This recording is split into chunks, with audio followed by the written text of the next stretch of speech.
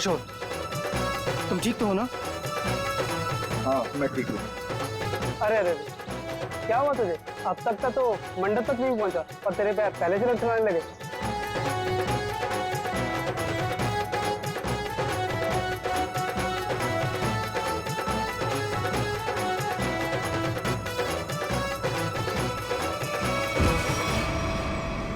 Oh no, अरे अरे कोई एम्बुलेंस को बुलाओ जल्दी। किशोर उठो, आंखें खोलो। अरे कुछ पानी तो लाओ यार। कोई फायदा नहीं, किशोर मर चुका है।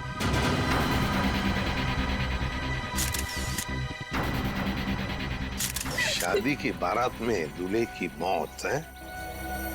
कैसे हुआ ये सब? है? तुम लोग थे ना यहाँ पे? सर सब कुछ अच्छा भला चल रहा था, लोग नाच गा रहे थे, पता नहीं अचानक से क्या हो गया और किशोर गिर पड़ा।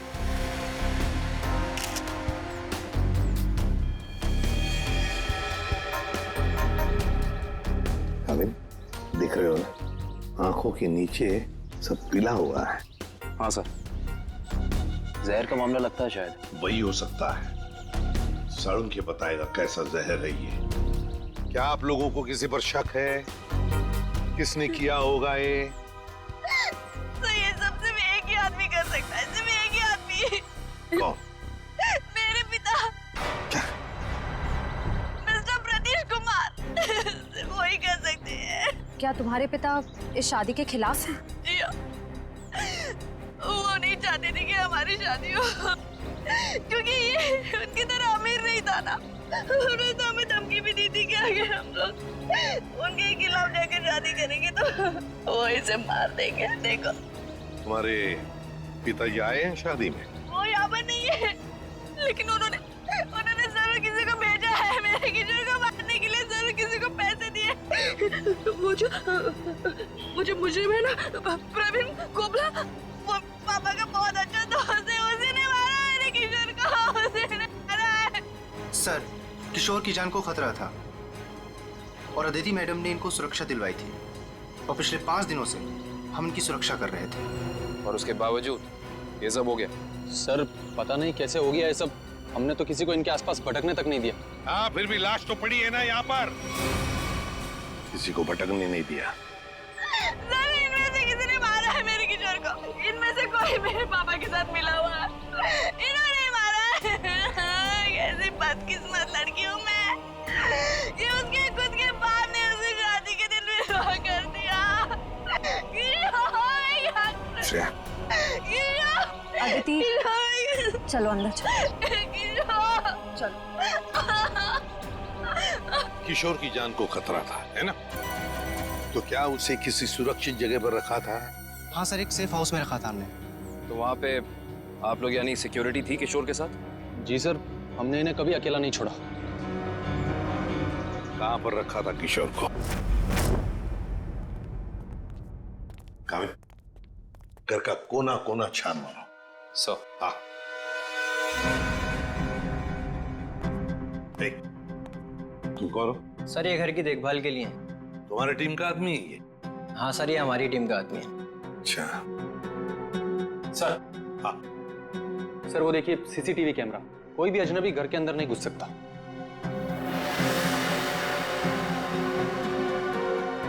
हाँ, मगर कोई तो आता होगा घर में किशोर से मिलने, कोई दोस्त या कोई रिश्तेदार? नहीं सर, सिवाय अदिति जी के और कोई भी नहीं। अच्छा, खाने का डब्बा कौन लेकर आता था? सर किशोर का खाना अदिति ही लेकर आती थी और चाय वगैरह वो खुद बना लेते थे। मतलब सिर्फ अदिति ही आती थी इस घर में? सर अंदर चेक कर लिया, इस घर में जबरदस्ती या चोरी छिपे घुसने का कोई सबूत, कोई निशान नहीं मिला है।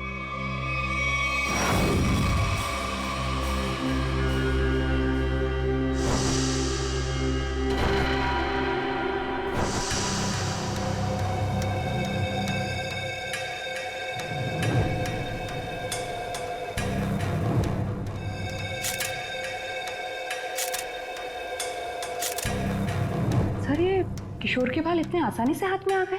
हाँ तारिका, ये बालों का आसानी से हाथ में आ जाना, इसके आंखों के नीचे पीलापन, नाक में से खून बहना, होंठ सफेद हो जाना, गला सूज जाना, ये सब के सब एक ही बात की तरफ इशारा कर रहे हैं कि इसे ऑल्सो बैक्स्टर नाम के जहर से मारा गया। मतलब रेडिएशन पॉइजनिंग? बिल्कुल बिल्कुल तारिका, इसके शरीर में विकिरण द्वारा जहर पैदा किया गया है, ऑल्सो बैक्स्टर से। सारे सिम्टम्स उसी तरफ इशारा कर रहे हैं। सर ये रेडिएशन का हम पे तो कोई असर नहीं होगा ना? नहीं तारिका, घबरा मत। इस जहर का असर तभी होता है जब किसी खाने या पीने की चीज के साथ ये जहर शरीर के अंदर जाए, अदरवाइज नहीं। तुम एक काम करो, तुम टेस्ट की तैयारी शुरू करो, तब तक मैं प्रद्युमन को बोल देता हूँ कि वो गीगर काउंटर का इंतजाम कर ले। हाँ, गीगर काउंटर मतलब? तारिका, गीगर काउंटर एक ऐसा यंत्र होता है जिससे एसीपी प्रद्युमन ये पता लगा सकेंगे कि उस सेफ हाउस में जहां पर इसे रखा गया था वहां पर ये ऑल्सो बैक्स्टर नाम के जहर का रेडिएशन है या नहीं, और अगर है तो कितना है। Okay sir, sure. Karan, ready है? ऑल्सो बैक्स्टर जहर। पता चल जाएगा ये जहर किशोर के शरीर के अंदर गया कहां से है। ये हमारा डिवाइस अल्फा पार्टिकल रेडिएशन ये बता देगा। बारीक से बारीक चीज को भी चेक करो, देखो रेडिएशन मिलता है क्या। Yes sir. करण,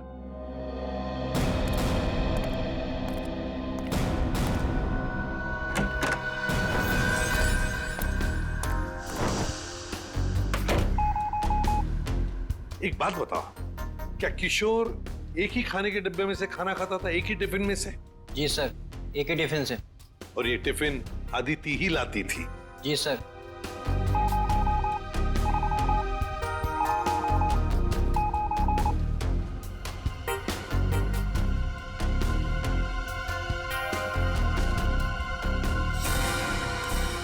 सर, पूरा किचन चेक कर लिया सर, ये रेडिएशन कहीं भी नहीं मिला।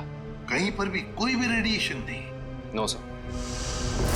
अरे सालुंके साहब, आपने वो क्या यंत्र बताया था आपने? Geiger counter. हाँ, गीगर काउंटर। एसीपी साहब ने पूरे सेफ हाउस में इस्तेमाल किया, उसको अच्छी तरीके से चेक किया, मगर वो रेडिएशन का तो नामो निशान तक नहीं था। अरे ये कैसे हो सकता है? नहीं, ये तो नामुमकिन है। कोई गलती हो गई है इस यंत्र को इस्तेमाल करने में। गलती कैसे हो सकती है सर? सर कहीं गलती आप, मेरा मतलब है कि हो सकता है कि वो जहर मामूली जहर हो। एक बार टेस्ट की रिपोर्ट आ जाने तो सचिन, फिर पता लगेगा कि गलती हमसे नहीं हुई है। हवा में बात नहीं करता doctor Saluke, you understand that? X-ray दिखाओ इन्हें। एक मिनट, एक्सरे दिखाओ।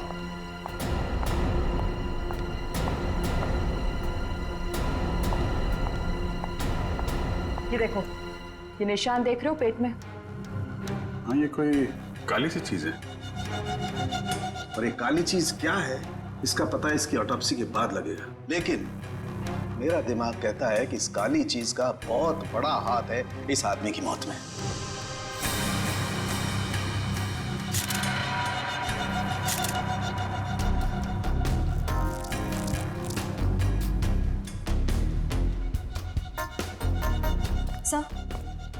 सर ये देखिए, ये बॉटल अंदर बेडरूम में टेबल के नीचे छुपा कर रखी गई थी।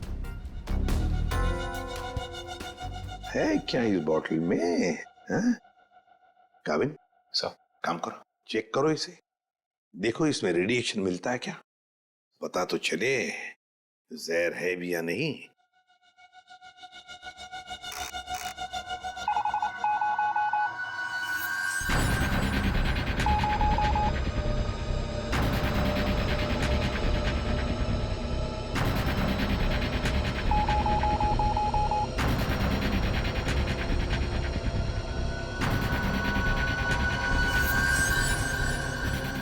अगर इसमें रेडिएशन नहीं है तो इसका मतलब है ये वो जहर ऑल्सो बैक्स्टर नहीं है। तो तुम लोग जानते हो क्या चीज है ये? नहीं सर। नहीं सर, इसके बारे में हम लोग कुछ नहीं जानते। काबिन, काम करो, शादी में जितने भी लोग आए थे, जितने भी लोग, उन सब से पूछताछ करो, एक एक करके पूछताछ करो अच्छी तरह से, यहां तक कि आदिति से भी पूछताछ करो। बचे आदिति के पिता प्रतीश कुमार।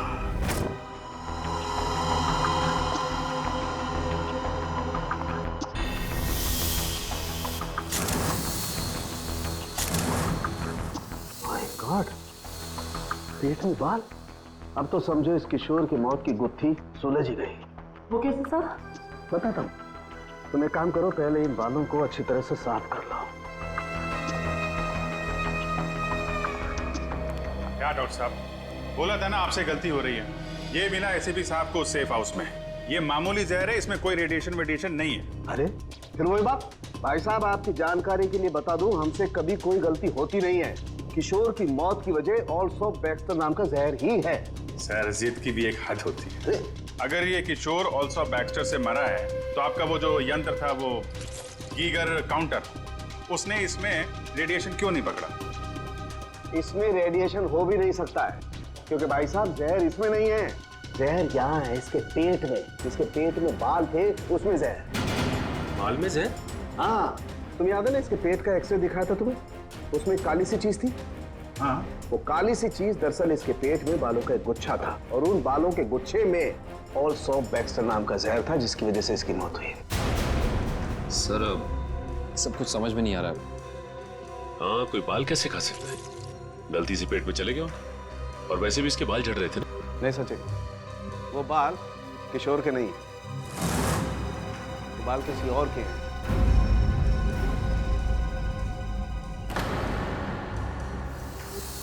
और उन बाल में ऑल्सो बैक्स्टर नाम का जहर था, जिसकी वजह से इसकी मौत हुई है। मैं बताता हूं, देखो। तारिका, वो बाल लाना जरा। सर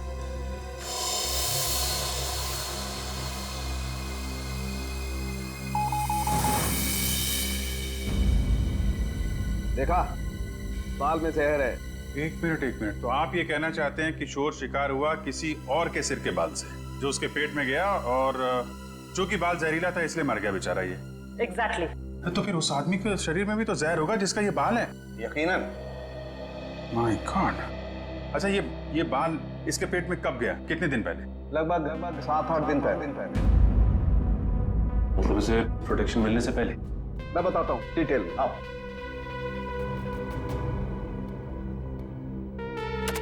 ये देखो, ये बाल किशोर के शरीर में जाकर के पेट में अटक गया, और क्योंकि इस बाल में ऑल्सो बैक्स्टर नाम का जहर था, तो पूरा जहरीला रेडिएशन इसके शरीर में फैल गया। इस बेचारे को पता भी नहीं चला कि मौत इसके करीब आकर के दस्तक दे चुकी है। मतलब किशोर की मौत एक हादसा है? असली खूनी तो वो है जिसने उस आदमी को मारने की कोशिश की है जिसका ये बाल है। पता नहीं बेचारा जिंदा भी होगा कि मर गया। सर एक बात तो तय है कि ये कोई किशोर के आसपास वाला ही है, क्योंकि किशोर के खाने में किसी और का बाल कैसे आ सकता है? ये हो सकता है कि वो बाहर खाना खाने गया हो किसी रेस्टोरेंट में, और वहाँ के शेफ या कुक का बाल उसके खाने में गिर गया और गलती से इस किशोर ने खा लिया। होने को तो कुछ भी हो सकता है। इस बाल से कुछ और पता चल सकता है? अभिजीत, ये बाल किसी आदमी का है, और ये देखो, इस बाल में पिगमेंटेशन काफी कम है। पिगमेंटेशन जिससे बाल काले रहते हैं। एग्जैक्टली। मुझे लगता है इस आदमी की उम्र 40 से 45 साल की होगी। देखो, इस बाल की जड़ें सफेद हैं। अरे डॉक्टर साहब, जो इसके पेट से बाल निकले हैं वो तो सारे काले हैं। हेयर डाई का मतलब समझते हो ना? उसी का कमाल। अच्छा सर, ये ऑल्सो बैक्स्टर, ये तो बहुत ही खतरनाक जहर है, तो आसानी से तो मिलता नहीं होगा। बिल्कुल नहीं मिलता। अभिजीत, एक काम करो, पता लगाओ कि हाल ही में किसी एटॉमिक लैब से ये जहर चुराया तो नहीं गया। अगर ये पता लग गया दोस्त, हम खूनी तक पहुंच जाएंगे। करेक्ट। सर, इस बोतल में तो जहर ही है, पर एक बात समझ में नहीं आ रही कि कोई अपनी पसंद की लड़की से शादी करने से पहले खुद की जान क्यों लेगा? हो सकता है कि किशोर डरा हो इस बात को लेके कि कहीं अदिति के पिता के गुंडे उसे पकड़ न ले, और उसने ये सोचा हो कि क्यों ना जहर खाकर खुद में अपनी जान दे दे। सोचने वाली बात यह है कि किशोर के पेट में बाल गया 1 हफ्ते पहले, जब वो अपने पुराने घर में था। तो हमारी अगली मंजिल है किशोर का पुराना घर। अच्छी तरह से तलाशी लो घर की, देखो क्या मिलता है। सर, किशोर और अदिति के प्यार ने एक बार फिर से साबित कर दिया कि सच्चा प्यार जात पात या अमीरी गरीबी जैसी चीजों को अपने आगे टिकने नहीं देता। पर अफसोस, उनकी ये प्रेम कहानी उसी दिन खत्म हुई जब वो हमेशा के लिए एक होने वाले थे। सर, किशोर के दोस्त ने बताया है कि हाल फिलहाल में ही वो दिवालिया हुआ है, और तभी से उसकी हालत ऐसी तंग हो गई। बस सवाल ये उठता है कि किशोर के पेट में वो जहरीला बाल गया कहां से?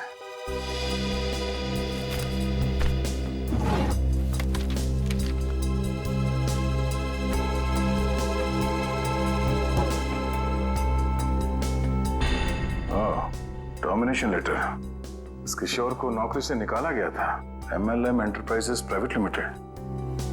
ये तो अदिति के पिता की कंपनी है। सर सर हाँ बेटी, बासी खाना है। एक मिनट।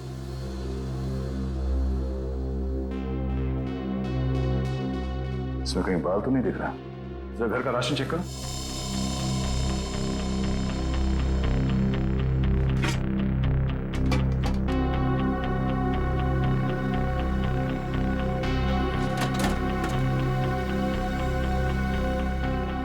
नहीं सर, इस घर में जरा सा भी राशन नहीं है कहीं भी। नो, इसका मतलब ये खाना यहां नहीं पका है, बाहर से आया है।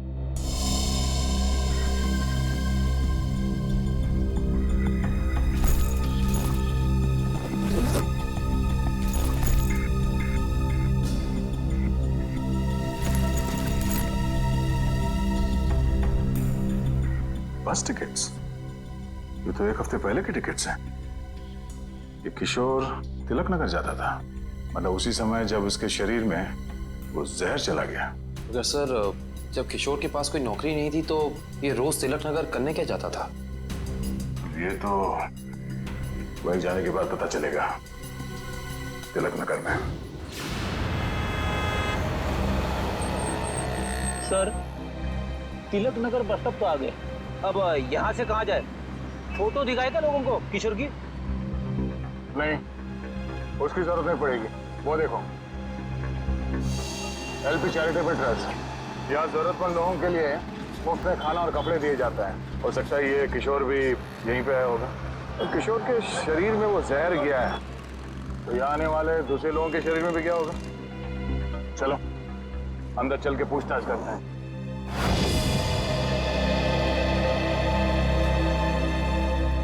एक्सक्यूज मी, हम लोग CID से। यह मैनेजर कौन है? जी मैं ही हूँ सर, अविनाश। पर यहाँ पे CID का क्या काम? इसे पहचानते हैं आप? किशोर नाम है इसका। सर ये तो अक्सर आता था यहाँ खाना खाने, पर कुछ दिन से नहीं आ रहा। सर इसे क्या हुआ? किसी ने इसका खून कर दिया। क्या? खून? और आपको ये बात जान के धक्का लगेगा कि इसकी मौत की वजह आपके यहाँ खाए खाने से जुड़ी हुई है। जी क्या मतलब? हमें इसके पेट के अंदर से बाल मिला है, जो शायद खाने के जरिए इसके पेट में गया है, और उस बाल में जहर था। अल्सूफ बेक्स्टर नाम का बहुत ही खतरनाक जहर। सर क्या कह रहे हैं आप? हम तो बहुत सावधानी बरतते हैं लोगों को खाना देने से पहले। ये हमारा बावर्ची है, इससे आप पूछ सकते हैं। अब ये बताइए कि किसी और ने भी शिकायत की थी खाने में बाल होने की? हाँ सर, कुछ शिकायतें आई तो हैं। साहब मैंने पूरी सब्जी फेंक दी थी जिसमें बाल निकले।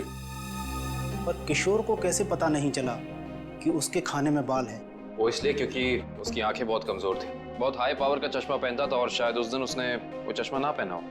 अच्छा, इन साहब के अलावा कोई और भी खाना बनाता है यहाँ पे? सर कोई एक हो तो मैं बताऊं।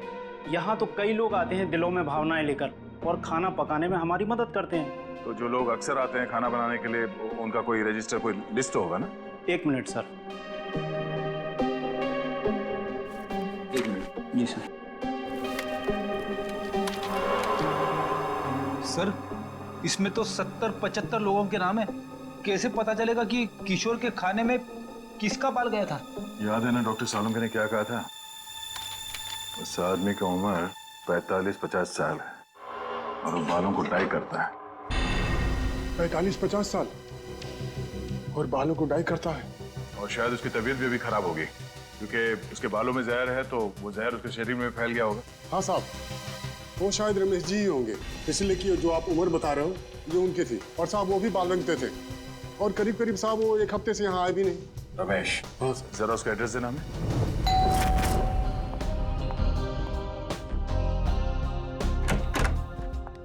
मैंने पहचाना नहीं आपको। एक्सक्यूज मी, हम लोग CID से। CID? CID का क्या काम मेरे घर पे? पार्टी चल रही है जी। हमें आपके पति रमेश जी से मिलना है, बुलाइए जरा उन्हें। अफसोस, आपने आने में थोड़ी देर कर दी। 4 दिन पहले ही उनकी मौत हुई है। क्या? जी। रमेश की मौत हो गई? कैसे? एक रोड एक्सीडेंट में। Road accident? आपके पति की मौत हो चुकी है और आप यहाँ जश्न मना रही हैं। किसी के जाने से जिंदगी तो नहीं रुकती, जाने वाला चला गया। सुन लिया? सही है। ये मौत हुई कैसे? इसमें भी रमेश की गलती थी, गाड़ी चलाते चलाते सो गया। वो कहते हैं ना, नजर हटी दुर्घटना घटी। सर ये एक्सीडेंट जहर की वजह से ही हुआ होगा।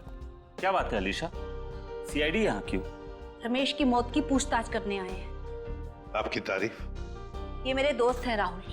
अरे छोड़िए ना ऑफिसर, जो चले गए उन्हें क्या याद करना। आइए आप लोग भी हमारे साथ पार्टी एंजॉय करिए। ज्यादा बात मत करना, समझे? यहाँ एक मौत की पूछताछ हो रही है, समझे आप? इनके पति रमेश की मौत हुई है जहर से। हमें तो शक होने लगा है कि रमेश को जहर तुमने ही दिया होगा और शायद उसमें इनकी मदद ली होगी आपने। आप मुझ पर शक कर रहे हैं? जी हाँ, कुछ कहना है आपको? मैं रमेश के डीएनए सैंपल्स लेने अभी इसी वक्त। आपने आने में देर कर दी, अफसोस। अब तो उनकी अस्थियां भी बहा दी हैं मैंने। लेकिन कुछ तो होगा घर पे, उनका ब्रश, उनकी कंघी वगैरह। आप कल नहीं आ सकते? आप क्यों मेहमानों के सामने बेइज्जती कर रहे हैं? देखो मैडम, अगर हमने तुम्हारे घर की जबरदस्ती तलाशी ली और तुम्हें अपने साथ ब्यूरो ले गए तो तुम्हारी दुगनी बेइज्जती होगी। जी आइए।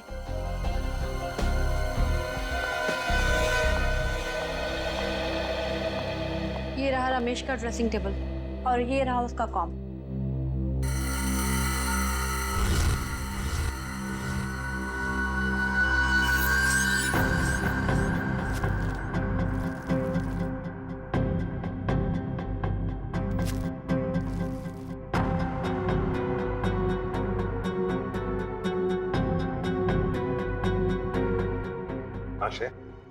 सर हेयर ब्रश मिला है, इस पे कुछ बाल भी है। ये ID. RAC nuclear research centre. Alisha ji, आप RAC न्यूक्लियर रिसर्च सेंटर में काम करती हैं? जी हाँ। अच्छा सर, ये ऑल्सो बैक्स्टर, ये तो बहुत ही खतरनाक जहर है, तो आसानी से तो मिलता नहीं होगा। बिल्कुल नहीं मिलता। अब जीते काम करो, पता लगाओ कि हाल ही में किसी एटॉमिक लैब से ये जहर चुराया था। सर उनके सामने रिसर्च सेंटर के बारे में बताया था, याद है? अलीशा जी, ऑल्सो बैक्स्टर, ये जहर ऑल्सो बैक्स्टर जिसकी वजह से आपके पति रमेश जी की मौत हो गई, वो अक्सर वहीं पे पाया जाता है जहां पर यूरेनियम कोर या फिर न्यूक्लियर रिएक्टर होते हैं। कह दीजिए अपने मेहमानों को, या आपके लिए ये पार्टी खत्म। भाई हो सकता है आप लोगों को जानकर दुख हो, लेकिन अनीशा खूनी नहीं है। और इतने यकीन से कहने की वजह? क्योंकि रमेश का खून हुआ ही नहीं है, वो बेचारा तो वाकई एक्सीडेंट में मारा गया। अरे लेकिन उस लिस्ट में सर 40-45 साल का यही एक आदमी था, रमेश। क्योंकि उस वक्त मुझे मालूम नहीं था कि पिगमेंटेशन की वजह जहर नहीं है, उम्र नहीं है, बल्कि पिगमेंटेशन की वजह है ड्रग्स और केमिकल्स। अब ये नया चक्कर क्या है सालों के साथ? सचिन, दरअसल इस आदमी की उम्र थी सिर्फ 30 साल की, लेकिन क्योंकि वो ड्रग्स लेता था इसलिए उसका शरीर और उसके बाल ज्यादा बूढ़े हो गए थे और उसके शरीर में पिगमेंटेशन इतना कम था कि 30 साल के होने के बावजूद वो लगता था 40-45 साल का। इस ड्रग के इस्तेमाल से इंसान को हेलुसिनेशन होने लगते हैं और कभी-कभी उसके अंग कांपने लगते हैं। तो खूनी कोई 30 साल का आदमी है जिसके हाथ कांपते हैं। सर वो चैरिटेबल ट्रस्ट के लॉगबुक में भी एक आदमी की लिखाई ऐसी थी, बिल्कुल टेढ़ी। ऐसा लगता था कि लिखते वक्त उसके हाथ जरूर कांपते होंगे। नाम याद है उसका? एक मिनट। जी सर।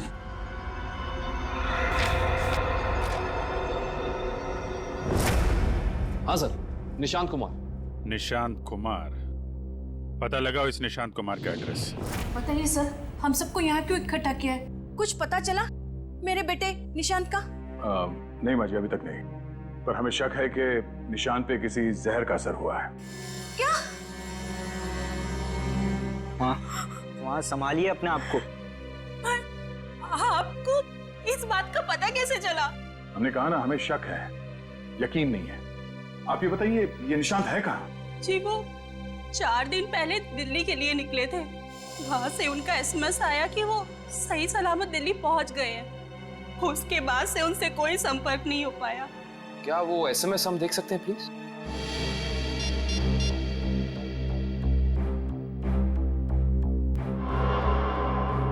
अच्छा, आपने उस होटल में पता करने की कोशिश की जहाँ पे निशान ठहरने वाला था? हाँ, मगर होटल वालों ने तो कहा वो वहाँ आए ही नहीं। हमने एयरलाइंस में भी पता किया, लेकिन वहां से पता चला कि उन्होंने कोई फ्लाइट पकड़ी ही नहीं। मतलब निशान दिल्ली गया ही नहीं, झूठ बोला उसने आप लोगों से। मुझे तो कुछ भी समझ नहीं आ रहा है कि ये सब हो क्या रहा है। या, संभालो अपने आप।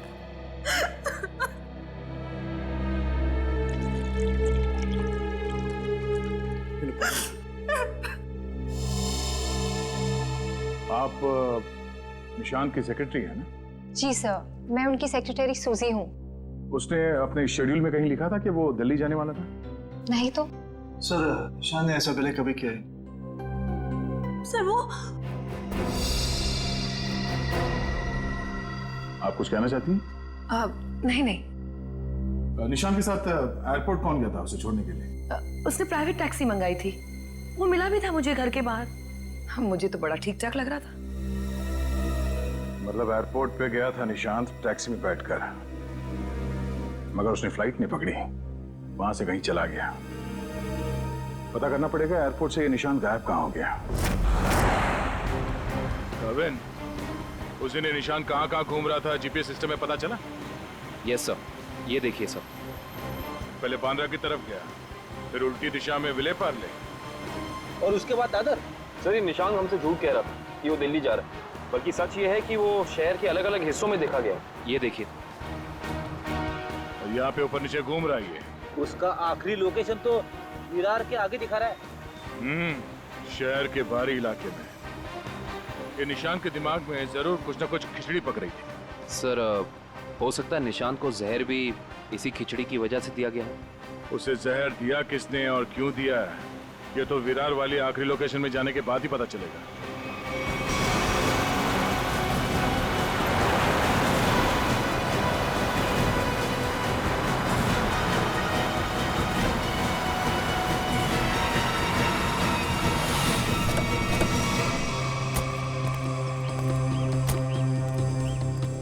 ये है वो जगह जहां आखिरी बार निशान के मोबाइल ने जीपीएस नेटवर्क पकड़ा था। अजीब बात है ना सर, कोई भला अपनी फ्लाइट मिस करके ऐसी जगह पे क्यों आएगा?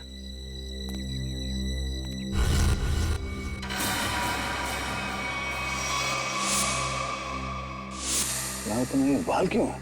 सर, जरूर यहाँ कुछ हुआ है। सर, यहाँ ये मिट्टी बता रही है कि यहाँ पे हाल फिलहाल में खुदाई हुई है।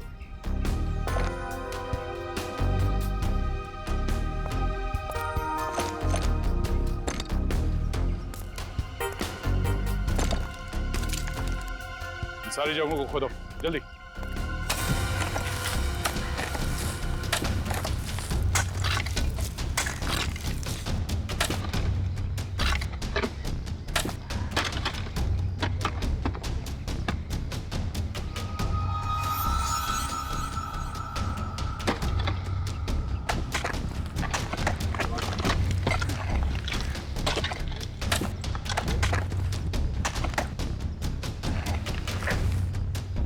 मिला?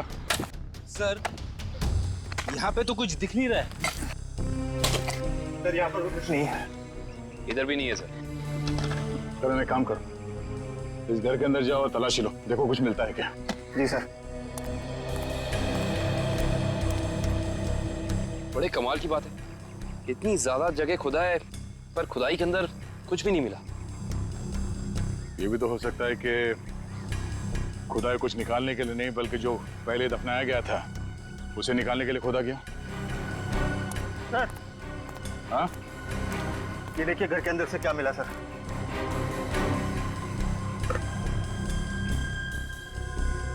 तो इसका मतलब है ये निशांत अपने नशे की बुरी लत को यहाँ पे आके पूरा करता था। और सर 2 ग्लासेस हैं, इसका मतलब इस निशान के साथ जरूर कोई दूसरा आदमी भी था। हाँ, वही होगा जिसने निशान को जहर दिया।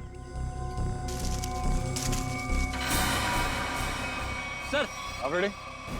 ये देखिए, यहाँ पे किसी का हाथ है। ये देखिए, मुझे हटाओ।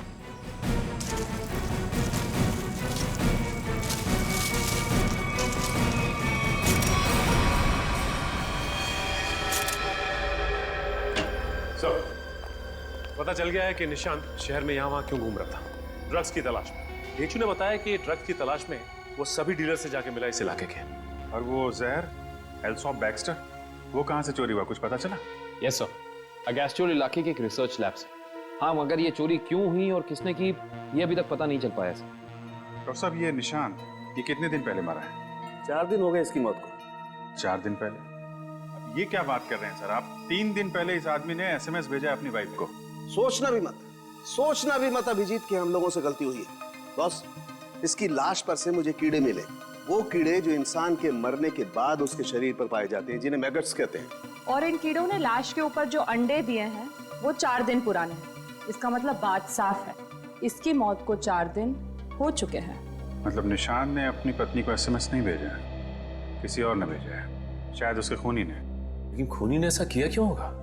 ताकि ये लोग पुलिस में इसके गायब होने की रिपोर्ट न लिखाएं और उसे थोड़ा और वक्त मिल जाए वो चीज ढूंढने के लिए जिसकी वजह से वो सारे गड्ढे खोद रहा था।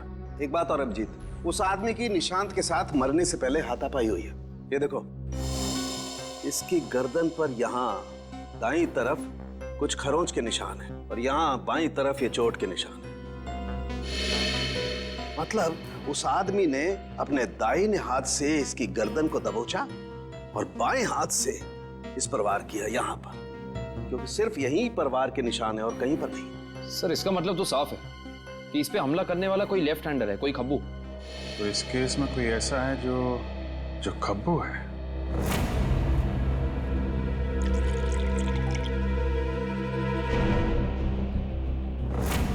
सर, दीपक। दीपक? निशांत का दोस्त? हाँ, वही दीपक। दोस्त नहीं, दुश्मन। पता लगाओ दीपक कहाँ मिलेगा। सर, ये दीपक बहुत चालाक निकला। वो जानता था CID उसके घर तक पहुंच जाएगी, इसलिए पहले ही भाग निकला। भाग के जाएगा कहाँ? पकड़ा जाएगा। ये GPS सिग्नल आया? यस सर, सामंत नगर दिखा रहा है। सामंत नगर? वो तो यहाँ पास में ही। सर, वो सिग्नल यही हमारे आसपास दिखा रहा है, हमारी तरफ ही आ रहा है सर, लगभग 500 मीटर की दूरी पे। चलो, बहुत अच्छी बात है, उसका यही इंतजार करते हैं। Yes sir. कहाँ है लोकेशन? ये क्या सर? सर, उसका सिग्नल गायब हो गया सर, अभी तक था, अब नहीं है। ये टैप खराब हो गया क्या? जल्दी से कुछ करो वरना दीपक हमारे हाथ से निकल जाएगा। आ गया सर, पर कुछ अलग है सर। ये सिग्नल अब बता रहा है कि उसने T2 सिग्नल क्रॉस कर लिया। T2 नाका? पर वो तो सड़क के उस तरफ 1 किलोमीटर दूर है, पीछे की तरफ। मुझे तो लगता है दीपक ने किसी आत्मा से लिफ्ट ले ली होगी और उसकी अदृश्य गाड़ी में बैठकर गायब हो गया होगा। ओह, अब समझ में आया। वो यहाँ से सबवे से उस तरफ गया, वहां से शायद किसी बाइक या टैक्सी रिक्शा में बैठ के T2 नाका पहुंच गया। चलो T2 नाका पहुंचते हैं।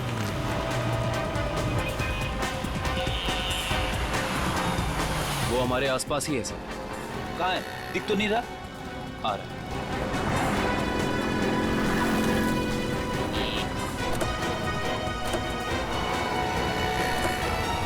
कहीं जाने की जल्दी है? कहाँ जा रहे हो? सर, आप लोग? हाँ?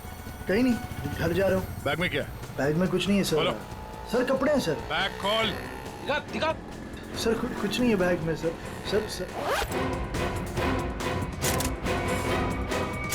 कपड़े ऐसे होते हैं?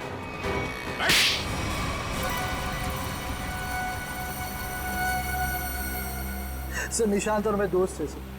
हम लोग साथ मिलकर सारे काम करते थे, साथ मिलकर हम लोग ड्रग्स का नशा भी करते थे। तो एक दिन ऐसे ही शराब के नशे में आकर हमारे ड्रग डीलर ने हमें बताया कि उसने हाल ही में कोई करोड़ों रुपए की डील साइन की और 2 दिन के बाद पता चला कि वो अरेस्ट हो गया। तो तुम दोनों ने प्लान बनाया कि कैसे वो करोड़ों रुपए तुम्हारे हो जाए, क्यों? हाँ, हम लोग उस ड्रग डीलर के अड्डे पे गए और पैसे मिल भी गए थे सर हमें, लेकिन निशांत की नीयत बदल गई। वो सारा पैसा अकेले हड़पना चाहता था। फिर?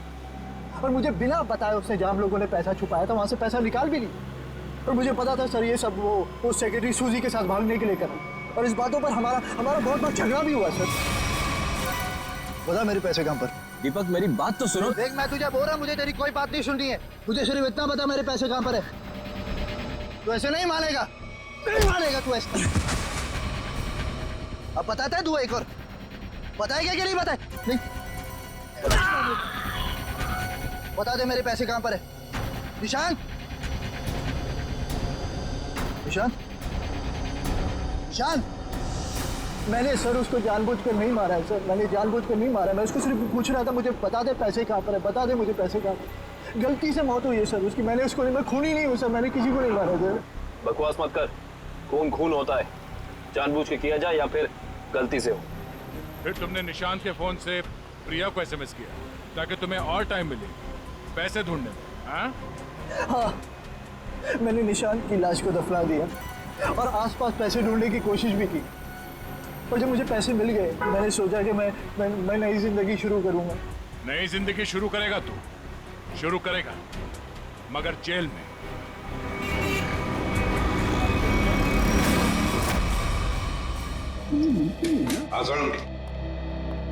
बॉस पहेली तो और उलझ गई है। या साळुंखे, तू सिर्फ पहेलियां उलझाता रहे, बता कुछ भी मत, बता तो सही मिला क्या है। हेलो बॉस, ऑल्सो बैक्स्टर जहर 3-4 दिन में अपना असर कर देता है। 3-4 दिन लेने में इंसान की मौत हो जाती है, लेकिन निशांत को यह जहर इतनी कम मात्रा में दिया गया कि उसकी मौत इतनी जल्दी नहीं हो सकती। हाँ सर, इसे तकरीबन 20 दिनों तक ये जहर दिया जा रहा था, वो भी बिल्कुल कम मात्रा में, ताकि जब वो मरे तब उसकी बॉडी में यह जहर डिटेक्ट ही ना हो। और हमने उस ड्रग डीलर को पकड़ा है 1 हफ्ते पहले, तो कहीं ऐसा तो नहीं कि इस निशांत की मौत के पीछे दीपक के अलावा कोई और ही है? हो सकता है, और ये और कोई कौन है इसका पता देगा हमें एक बार। आओ बस चलो।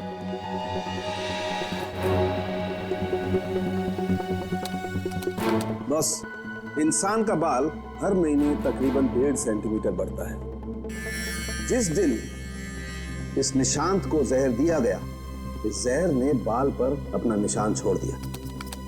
ये देखो, ये डॉट। और हर रोज निशांत को एक निश्चित मात्रा में जहर दिया गया, और हर रोज उस जहर ने अपना निशान बाल पर छोड़ दिया, सिवाय ये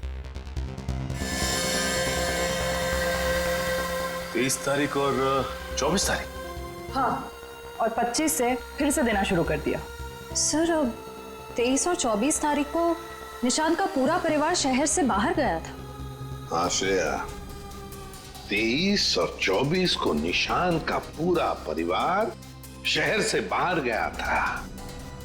निशांत शहर में ही था, तो निशांत को 23 और 24 को जहर नहीं दिया गया था। इसका एक ही मतलब हो सकता है कि निशांत को जहर देने वाला उसके परिवार का ही कोई है।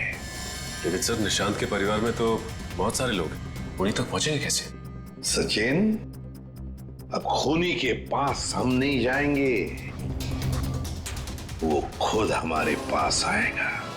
सर, आपको कुछ पता चला कि निशांत का खून किसने किया है? हाँ, पता चल गया है, और वो मुझे यही है, इस कमरे में हमारे बीच। क्या यहाँ पे कौन है वो? मुझे में अपने आप को बहुत होशियार समझता है। वो ये भूल गया कि सीआईडी के सामने अच्छे अच्छों की होशियारी खुश हो जाती है। निशांत की मौत की वजह है वो दौलत जो निशांत और दीपक ने मिलकर चुराई थी। तो क्या दीपक ने निशांत को मारा है? निशांत को एक ऐसे चालाक दिमाग ने मारा है जिसे लगता है कि उसका भोला चेहरा उसे बचा लेगा, और वो शातिर दिमाग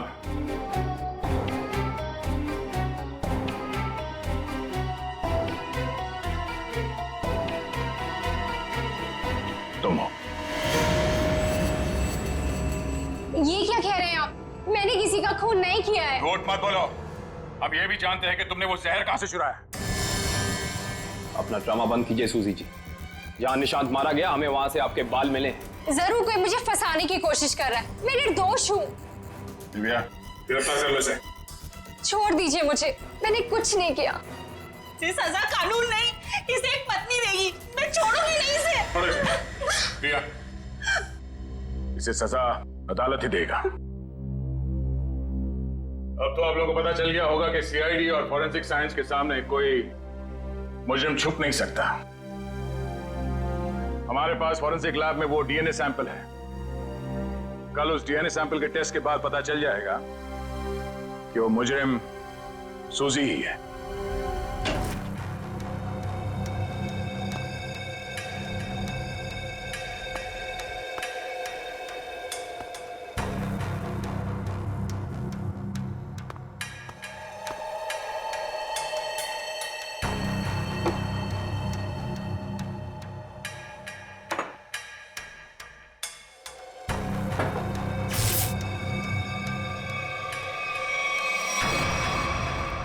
फोरेंसिक लैब ढूंढने में कोई दिक्कत तो नहीं आई?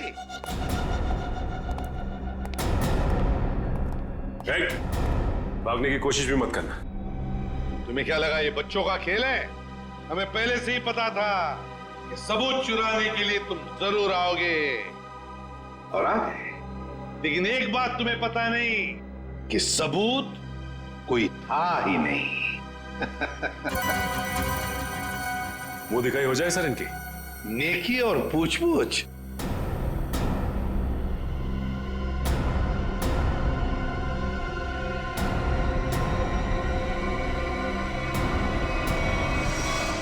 उससे प्राइवेट टैक्सी मंगाई थी, वो मिला भी था मुझे घर के बाहर।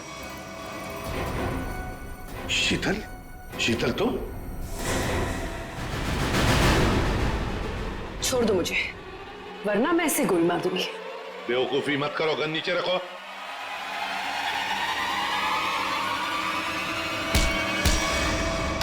सीआईडी को मारना तेरे बस की बात नहीं है।